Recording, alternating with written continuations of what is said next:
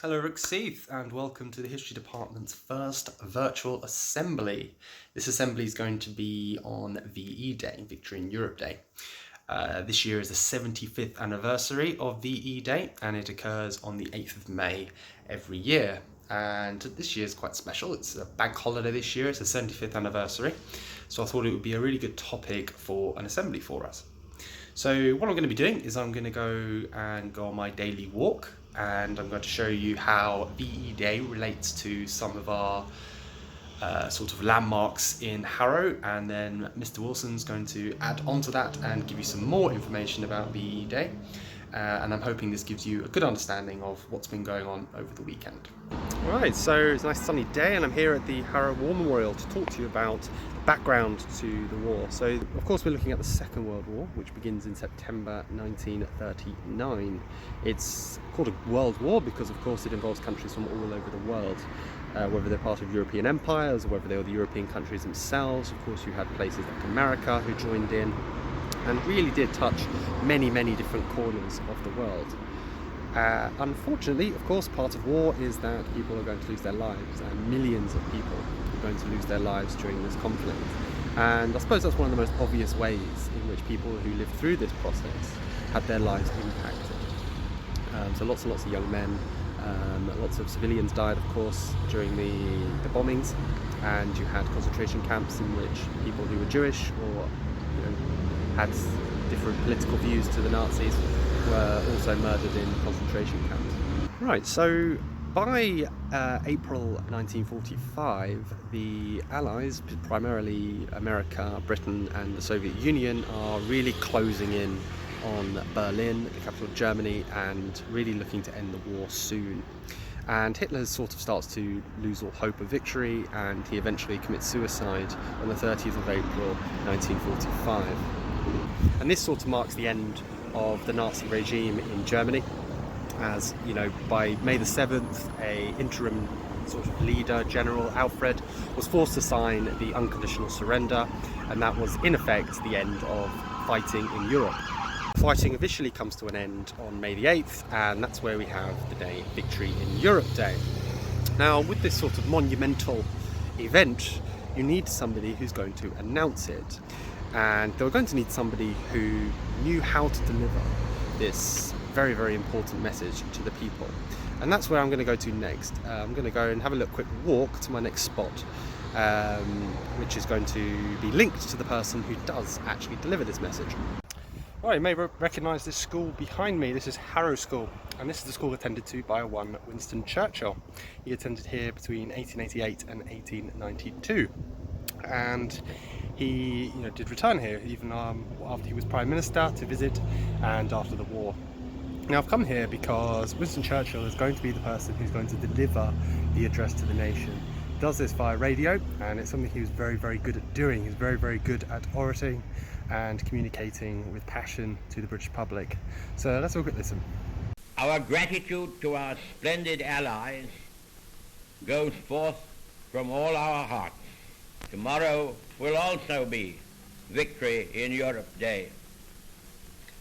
But let us not forget for a moment the toils and efforts that lie ahead. Japan, with all her treachery and greed, remains unsubdued. The injuries she has inflicted upon Great Britain, the United States and other countries, and her detestable cruelties call for justice and retribution. We must now devote all our strength and resources to the completion of our tasks, both at home and abroad. Advance, Britannia! Long live the cause of freedom! God save the King!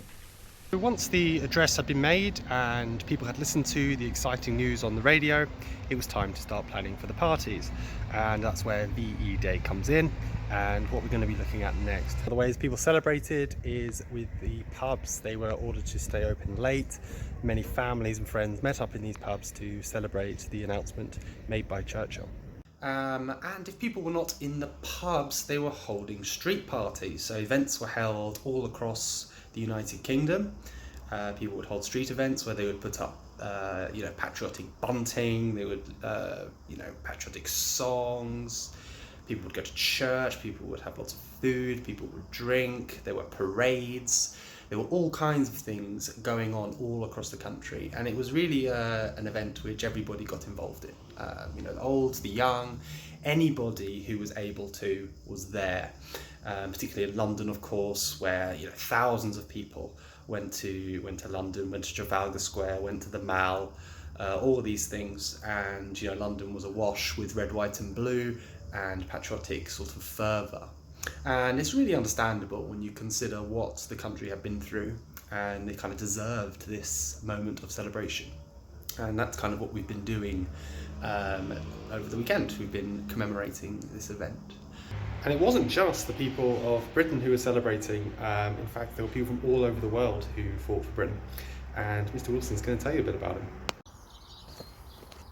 I'm at the Polish Air Force War Memorial, and this memorial was set up to in memory of all of the Polish pilots who fought during the Battle of Britain and throughout the Second World War. Now, of course, Poland was invaded by Germany in September 1939, which meant that Britain joined the war effort, and it started the Second World War for Britain.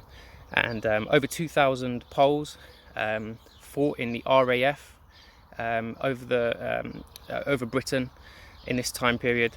You also had a number of different people across the colonies who got involved with the war effort. You had 9 Americans who volunteered to fight for the RAF throughout the Battle of Britain. And in terms of soldiers, Mr. O'Donoghue touched upon all of the soldiers who fought throughout the Second World War. And for Britain, they had help from a number of different colonies. So for example, you have 1.5 million Indian soldiers who actually volunteered to help in the war effort. Men of the Indian Army are starting another day. Yes, they have their daily dozen in India too, but many more than a dozen dishes. There are no more versatile performers than Indian Army cooks, for every caste and creed is catered for. You can get some idea of the men's fine physique at rifle drill. And do they jump to it? You had Canadians, you had South Africans, Australians, people from New Zealand, and over 130,000 soldiers from elsewhere around the world. So when Mr. O'Donoghue mentioned that the war was a global effort, I think that's evidence of that. And Britain alone couldn't have won that war effort without the help of many soldiers, many volunteers across the world. Alright, so next up I want to talk about the royal family and their efforts throughout the Second World War. Now, first things first, just to give a little bit of background, at the start of the Second World War, sort of around late 1939 and 1940, many young children were evacuated to the countryside, and this was due to the number of bombings that took place in London throughout that period.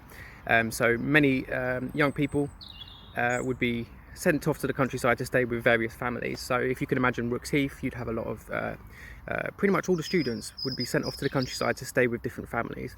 The only ones who might be involved in the war effort would be potentially the sixth formers. So if you turn 18, which some of our sixth formers do in year 13, they would actually be sent off and conscripted and would be fighting throughout the war effort. So with the royal family, they were very, very popular, and the reason they were very popular is because they decided to stay in London. They stayed in Buckingham Palace. Now, I know you've got your hands up and you've got various questions. Why was the royal family not bombed? Well, the truth is they were bombed. Buckingham Palace was bombed 16 times by the German Luftwaffe, and it was hit 8 times. So, as you can imagine, it was a very dangerous situation for them, but they were very, very popular for the fact that they chose to stay in London, and King George would often visit a lot of different places which were bombed, and visit people who were suffering during that time period. And there was also this idea of togetherness, this idea that it was the people's war, that people pulled together and they were united under one common goal of winning the war. And so this spirit was kind of encapsulated by the royal family. And of course, King George, who is Elizabeth II's father, he would go out and do speeches, and obviously go see many people who were affected throughout the bombings of London. And this really raised morale, and it raised their popularity throughout the Second World War. Also as well, throughout the celebrations of VE Day, Queen Elizabeth II supposedly snuck out of Buckingham Palace and actually went and joined the parade and went out and celebrated with people in the streets. So there's a fun little fact for you. So the war had ended in Europe with the surrender of Nazi Germany, but it wasn't celebrations all the way around the world, because actually the war was still going on in Japan. Now Japan had attacked the United States, Pearl Harbor, which got them involved in the war effort, and of course the USA would be fighting in Japan. Now it took a nuclear bomb in Hiroshima and Nagasaki, which led to the immediate surrender of Japan, and that took place. The surrender took place 2nd of September 1945. So the war was still going on at that point, and it took nuclear weaponry to bring Japan down to its knees. So ladies and gentlemen, I hope you enjoyed our VE Day celebration assembly. And myself and Mr. O'Donoghue, we're waiting for the call from the History Channel for our next documentary. But I hope you're all staying safe at home. I hope that you're keeping yourselves busy and you're exercising as much as you can. Go on those walks, go for a run if you have to, and you're doing everything possible to stay safe. And also, congratulations on the really, really good work that you've been putting in. So good luck, and you take care now. Never in the field of human conflict was so much owed by so many to so few.